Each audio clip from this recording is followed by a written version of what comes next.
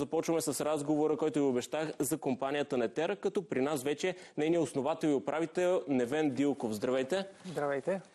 Да започнем именно от това сътрудничество с Starlink, което така създаде фурор. Какво се случва там? Как се развива то? Starlink и SpaceX, както знаете, са една от най-големите компании в света. Те са от съзвездието от бизнеси, които Илон Мъск създава преди години и са изключително интересни, изключително бързо развиващи се бизнеси и това, което се случи през последните 5 години е, че след години на допирни точки, различни проекти, които се движат, те се спряха на Нетера като официален реселър всъщност като официален реселър за целия свят на практика. Ние сме базирани в България, в държавите около нас, което означава, че в радиус от около 1500 км няма друг реселър с фокуса, който имаме, а нашия фокус е предоставяне на свързаност във всякаква ситуация за бизнес, за бизнесите разположени от нормален бизнес парк и офис до завод в средата на нищото. И така как ви помага това сътрудничество, като знаем предизвикателствата на бизнеса са именно сигурна връзка, постоянна връзка, тъй като в модерния свят за всички залагат и всяка компания вече има дигитално пространство, което задължително трябва да има достъп до интернет и до различна технология, за да е сигурна. Но какво дава това партньорство на Нетера, което и дава така конкурентно предимство пред конкуренти и евентуално останали компании? Много интересно. Ние сме в 21 век си мислим, че интернет е нещо, което отдавна трябва да сме решили как става тази работа и да не се притесняваме, но всъщност не е така. Ако ти трябва надежден интернет в центъра на София, където Нетера има собствена оптична инфраструктура, ти знаеш, че като го инсталираш веднъж, то ще работи. Ако ти трябва надежден интернет до летището на Сао Пауло, Гуарулус, се оказва, че даже и 3 оптични линии, които пуснем, не са достатъчни, защото не знам какво правят тия хора там, но им пада връзката непрекъснато и не може да се постигне никаква смислена надежност. А пък надежността е нещо, което на всеки нормално работещ бизнес му трябва. Ти на днешно време, като водиш видеоконферентен разговор, не може да изчакаш 5, 10, даже и 10 секунди да не работи връзката точно в средата на най-важното изречение, което обменяш с партньора си от другата страна. Така че тези неща изобщо не са, както бяха едно време, не повече за удоволствие и за игра и така нататък. Истинският бизнес разчита на това интернетът му да работи, както и всяко друго нещо, като тока, като водата в офиса и така нататък. Става разлика, че ако ти спира тока, винаги може да си сложиш UPS и генератор и да се справиш. Ако ти спре водата, може да си напълниш един контейнер с вода и ще имаш вода. Но ако ти спри интернета, не може да си напълниш един контейнер с интернет и да си го ползваш, когато ти трябва. Така че нещата просто трябва да работят. Да, и щях да продължа с това, че вие сте донесли нещо, което да представим на зрителите, да го покажем и да кажем няколко думи за него. Сега, нещата, които значи, в света на технологиите много малко неща се променят. Трябва да го кажем това от самото начало. В света на телекомуникациите, още от зората на телекомуникациите има на практика 2 услуги. Едната е телефон и другото е телевизия. И от 20 на години насам има интернет. И интернета, той върви през всякакви медии, през всякакви технологии. Пак казвам, те не се променят от днеска за утре. Много рядко има такова нещо. И ние сме късметли, че през последните на практика не повече от 5 години се случиха неща в този свят и в тази индустрия и наистина се появиха неща, които някакси в шума, който върви в общественото пространство, даже не се забелязват. Ето, това примерно тук, което аз го показвам, е най-малкият Starlink терминал. Има по-големи, разбира се, с по-големи качества, но качеството, което и надежността, което този терминал предоставя, е достатъчно само преди 5 години, ако исках да постигна такъв резултат, което нещо време всеки може да си го сложи, нали, всеки бизнес, всеки потребител, даже в къщи може да го използва, трябваше да изхарча между 150 и 250 хиляди долара, за да мога да постигна подобно, даже далеч не толкова добро качество, трупот, нали, там, капацитет, нали, на връзката, която това нещо може да направи. Това е наистина революционно нещо, революционна технология, революционно устройство, което тия хора успяха да направят. И ние, разбира се, използваме в целия си букет от технологии, които използваме оптика, безжични мрежи, 5G технологии, спътникови комуникации и така нататък, за да подсигуряваме точно това. Ако имаш нужда от интернет, ние ще направим така, че той да работи. Няма значение какво се случва, той ще работи винаги, когато ние сме се ангажирали да го доставяме. Исках да ви попитам именно нещата, които вие очертахте до този момент, колко е критична връзката за всеки бизнес. Знаем в момента облачните услуги колко голям сектор са и как редица бизнеси зависят изцяло от тях. Колко струва една минута прекъсване за бизнесите? Това е моята любима тема за разговор.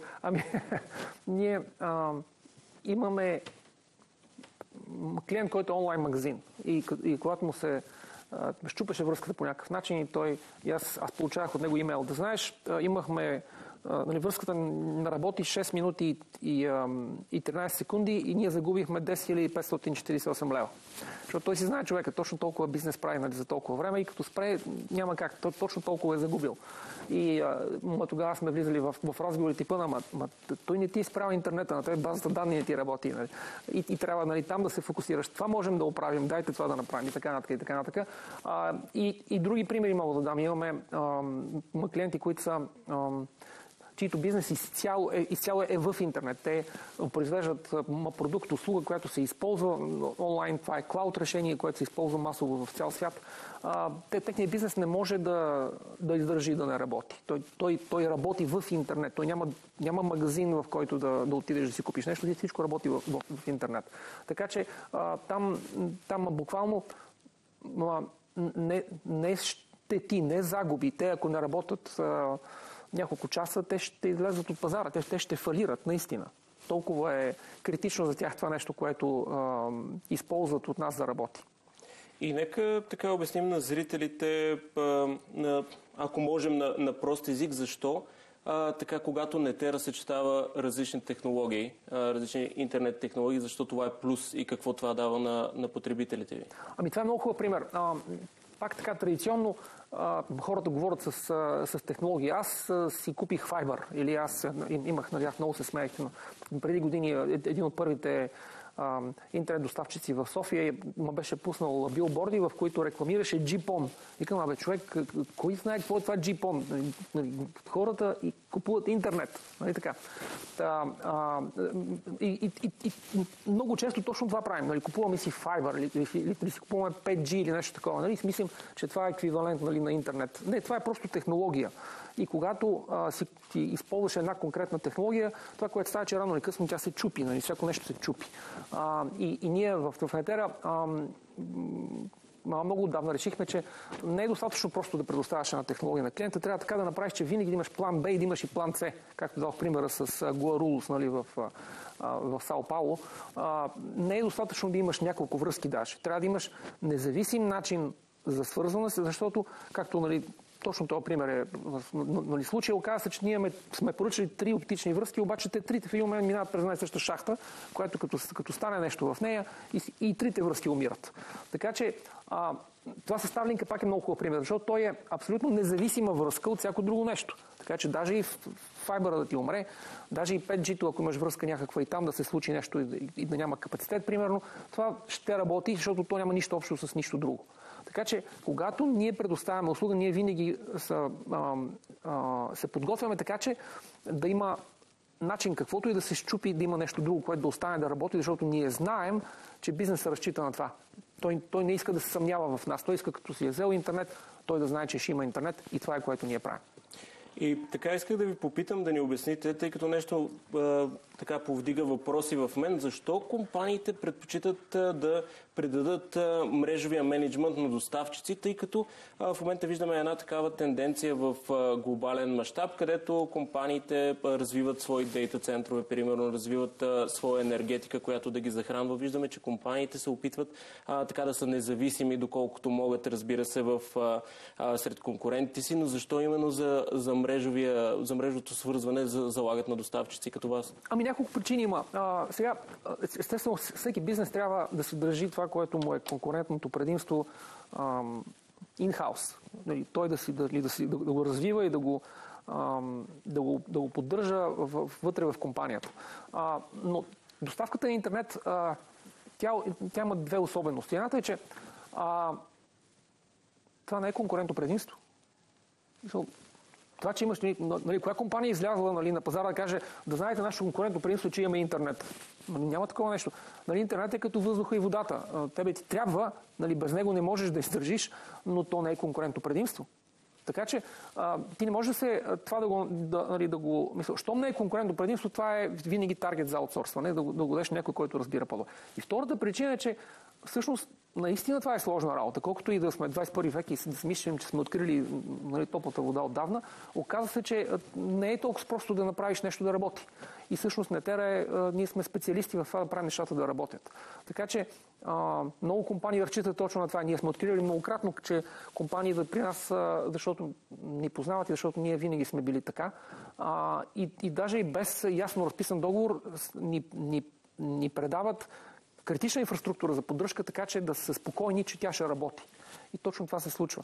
Така че това са двете основни причини за да се аутсорсват комуникационните нужди на една компания, на друга професионална компания. И нека да поговорим така по-специфично именно за Нетера, да видим там как се представя компанията, разбира се какво може да ни кажете, тъй като предполагам не всичко е публично, но да разгледаме финансовата част, екипа ви и така нататък, неща, които може да споделите за зрителите. Ние сме компания, която е на почти 30 години вече и характерното за нас е, понеже ние сме сравнително малка независима компания, е, че всяка година ни се е налагало да измисляме нещо, за да можем да продължим напред и да си запазваме, да си развиваме позицията на пазара и в средата с клиенти, с които работим. Това е било така през цялото време. През последната година ние разширихме обхвата, в който работим. В момента продаваме интернет на клиенти в над 76 държави в целия свят. Това са активни услуги. Ние продаваме в 120 държави като ценова листа, но в толкова имаме активни услуги вече. Имаме фирми и хора в София, очевидно, в Лондон, в Дубай, в Сингапур, Сао Пауло, в Щатите и Барселона. Развиваме се с нови партньорства. Това, което споменахме с Starlink, е нещо, което е буквално от тази година. И с тях имаме вече няколко различни договора, с които отговаряме за различна инфраструктура от това, което те правят и за различна част от продажбите, които те развиват. И до края на годината даже мисля, че ще има още новини, свързани с това какво правим. Така че не ни е скучно. А какво може да кажем за портфолиото ви от клиенти? Какво виждаме там? Има ли така струпване в някой определен сектор или пък са разнообразни? Скоро си направихме такъв анализ редовен. Има няколко са основните сектора, в които ние сме традиционно разпознаваеми. Това са финансовите услуги, банки и финансови институции, онлайн бизнеси, разбира се, които разчитат на това наистина да им работи интернета. Фирми, които имат нужда от интернет в далечни места, които имат нужда да си контролират, примерно, да се наблюдават и да си контролират движещи се обекти на полето или в цял свят, на практика. Това, което искаме да навлезем повече, това са по-традиционен тип корпоративни клиенти, които използват интернет буквално в стандартните офиси, в стандартните сгради, където има и друга инфраструктура, но не винаги е толкова надежда. Всеки може да е пример, когато си е отровил нервите с нещо, което би трябвало да работи, пък все нещо не работи, нали, така нататък. Така че това е зоната за разширение, което ние искаме да направим и това е което правим. И да погледнем така в бъдеще, какви са плановете ви за компанията, евентуално може би набиране на капитал или не ви трябва, но или така стъпване на нови пазари, нови партньорства. Какво очаквате? Нашите планове са до 3 години да си удвоим бизнеса. Предишният ни план, предишната ни така период за планиране, където също очаквахме сериозен ръст, не го постигнахме съвсем, но имахме достатъчно голям ръст, нали, за да смятаме, че сме успешни. И сега в момента сме се подготвили да направим следващия голям скок. Следващия скок ще бъде 10 пъти по-голям, т.е. ние ще искаме да се разширяваме като обем, нали, на бизнеса от порядъка на 10 пъти. Това ще се случва чрез придобивания, може би, на компании в определени географски региони, където смятаме, че можем да се развиваме добре, чрез сключване на съответни партньорства в такива места.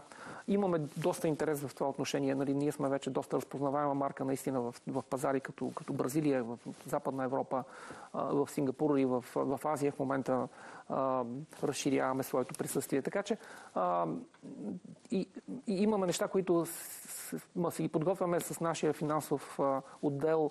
Имаме сериозни планове в тази посока и те ще станат публични скоро. Мисля, те не са чак толкова тайни. Значи да очакваме скоро новини от компанията. От нас винаги излизат новини, така че няма да разочароваме никой. Много ви благодаря за този коментар. Мой гост бе Нивен Дилков, основател и управител на Нетера.